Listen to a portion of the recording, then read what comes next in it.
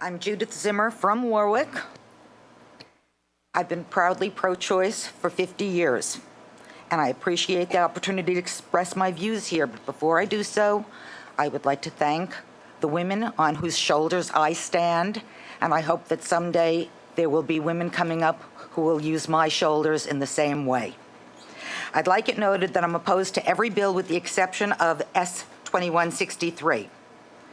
Each day, the urgency of passing this bill becomes more apparent and more critical.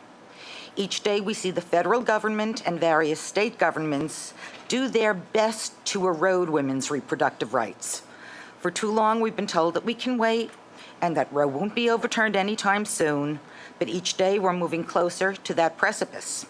Rulings in Arkansas, Iowa, and South Carolina, and Trump's domestic gag rule earlier this month prove that even though Roe is the law of the land, it's being ignored and circumvented. For all intents and purposes, Roe does not exist for millions of American women since they can't access safe and legal abortion. This must not happen in Rhode Island.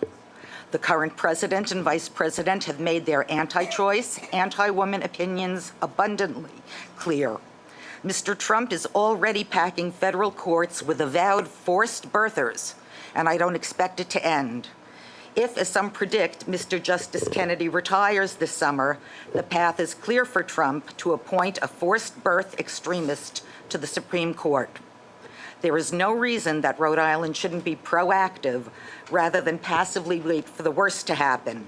Simply put, what this bill does is affirm Roe and remove obsolete and unconstitutional laws currently on the books. It is most certainly not extreme and most certainly will benefit women in Rhode Island. We can't wait, and we won't be patronized by being told not to worry. The fact is that we are worried, and no words or assurances will change that. Only passage of this bill will change that.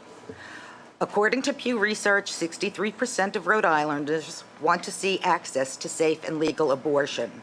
That figure proves that this wish crosses all demographic sectors, including gender, political party, and religious affiliation. We see more and more Rhode Islanders supporting organizations that affirm women's reproductive choice, and we see a significant rise in the number of political candidates for whom reproductive care is a key issue. Women mustn't have their reproductive choices dictated by a minority of forced birthers. Women mustn't be lectured by men who not only aren't medical professionals, but who will never face a situation in which safe and legal abortion is a valid personal choice. Women mustn't be the victims of uninformed opinion, scientifically debunked distortions and lies, fear-mongering, and dogma which they do not believe. We insist on reproductive emancipation. The days of reproductive slavery must come to an end now. I remind you that reproductive health care is part of a woman's overall health care. I remind you that theological dogma has no place in state government. I remind you that since women of color and economically disadvantaged women have the most to lose, access to safe and legal abortion is critical for marginalized women. And I remind you finally that if Roe was struck down, it wouldn't be the end of abortion. It would be the end of safe abortion, and women would die. I ask you to acknowledge that this is what the vast majority of Rhode Islanders want now. I ask that you heed the voices of women in Rhode Island who say this is urgent now. I ask finally that at long last, this legislation be passed in committee and brought to the floor for a full vote now. Put your personal opinions and personal philosophies aside and do the right thing.